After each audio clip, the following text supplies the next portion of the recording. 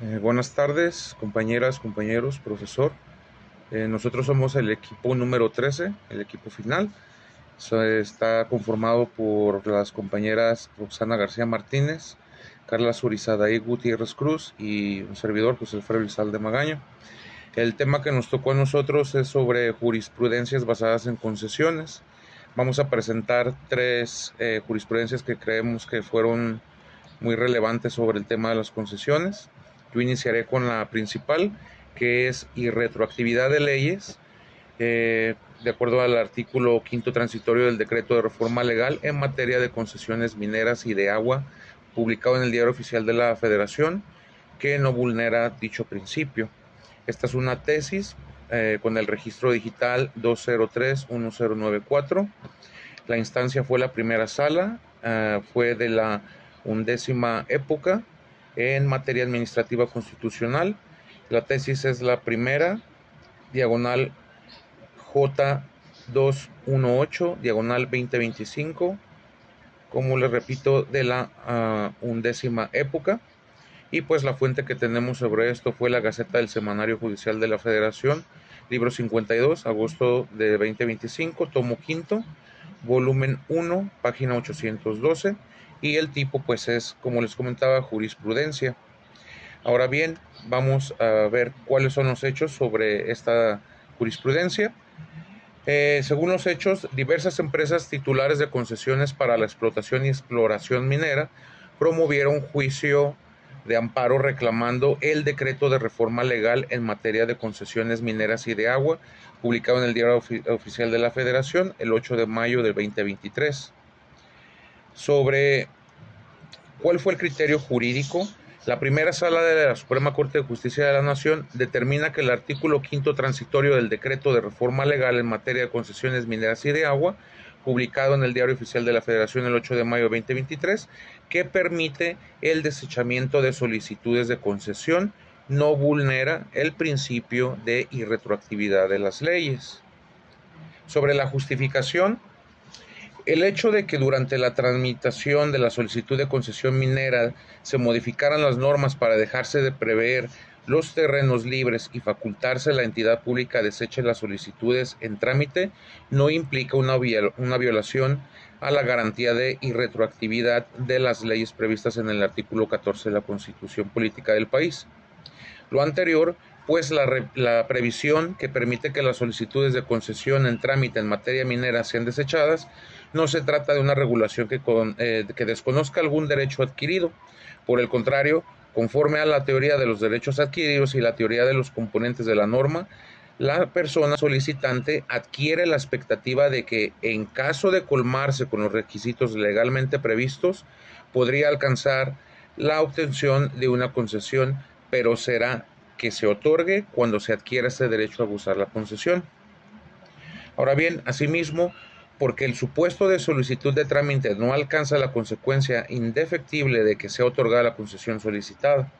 Además, la concesión constituye un acto por medio del cual se concede a un particular el manejo y explotación de un servicio público o la explotación y aprovechamientos de bienes del dominio del Estado.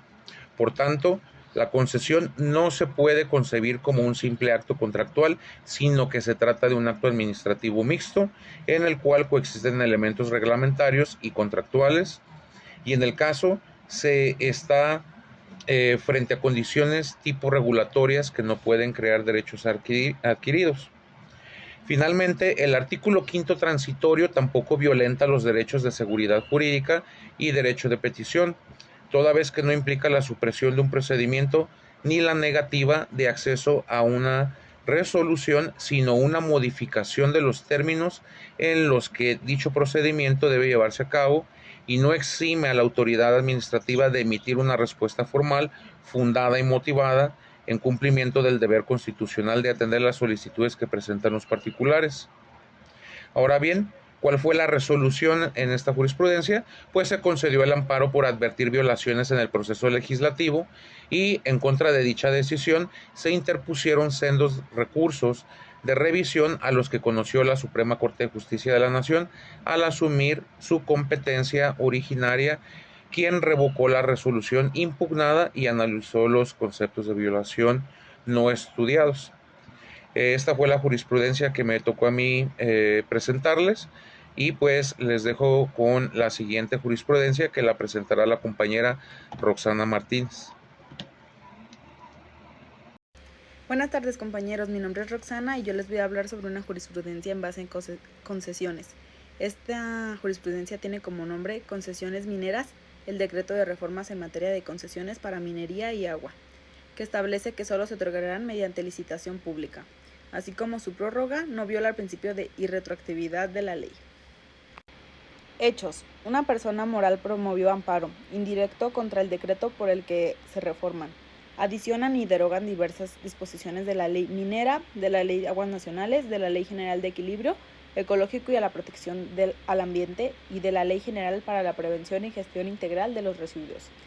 En materia de concesiones para minería y agua, publicado en el Diario Oficial de la Federación el 8 de mayo del 2023, argumentó que desconoce como titular de las concesiones a quienes adquirieron alguna mediante contratos privados, con lo que se violan derechos adquiridos. Criterio jurídico. El decreto mencionado al reformar la ley minera, ahora ley de minería, para que las concesiones mineras solo se otorguen siguiendo el procedimiento de licitación pública que se prevé, así como la posibilidad de obtener su prórroga por 25 años.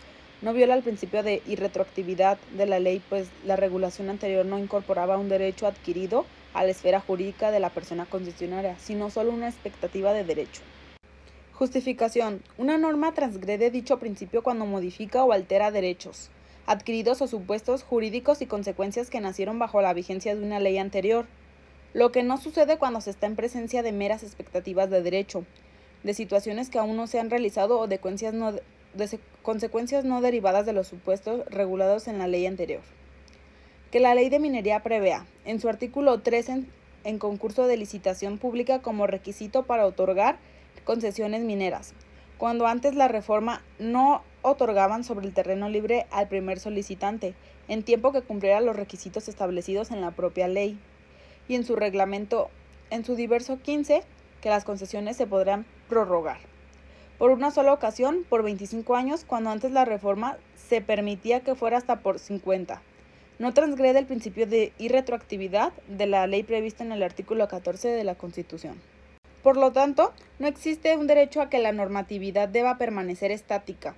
Además, el artículo 6 transitorio del propio decreto prevé que las concesiones de exploración y explotación otorgadas con anterioridad a su entrada en vigor tendrán la duración prevista en el título respectivo, lo que evidencia que no hay una privación respecto de los títulos de concesión que fueron otorgados en su momento al particular. Resolución. El juzgado de distrito concedió el amparo para que se le continuaran aplicando las normas a las ya reformadas. Lo anterior no implica que en forma simultánea haya ingresado a la esfera jurídica del titular de la concesión el derecho a su prórroga. En realidad se trata de una posibilidad o expectativa que no se ha materializado, pues no es obligatorio para la concesionaria solicitarla ni para la autoridad resolverla en sentido favorable.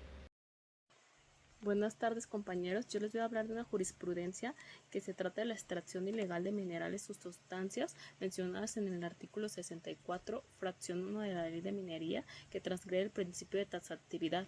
Aquí, varias empresas promueven el juicio de amparo reclamando el decreto de reforma ilegal en materia de concesiones de minería y agua. Aquí les conceden el amparo para advertir violaciones en el proceso legislativo. La Suprema Corte de Justicia de la Nación revoca la resolución impugnada y analiza los conceptos de violación no estudiados. Como criterio jurídico, el artículo 64, la fracción 1 de la Ley de Minería, vulnera el principio de taxatividad. La justificación de esta jurisprudencia es que el verbo extraer no se define en la Ley de Minería.